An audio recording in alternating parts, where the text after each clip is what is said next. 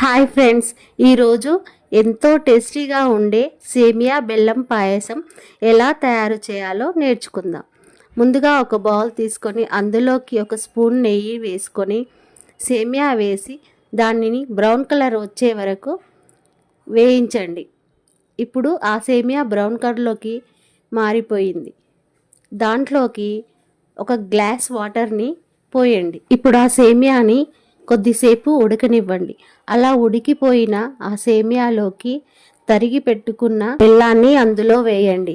ఆ తరువాత ఒక బౌల్ తీసుకొని బాదం, కాజు ఎర్రగా వేయించి ఆ సేమియాలోకి వేయండి. ఇప్పుడు చివరగా యాలకులను కూడా అందులో వేయండి. తరువాత మరిగిన పాలను అందులో పోయండి. సేమియా బాగా ఉడికే వరకు స్టవ్ పైన అలాగే ఉంచండి. ఇప్పుడు ఎంతో టేస్టీగా ఉండే ఈ బెల్లం సేమియా పాయసం రెడీ.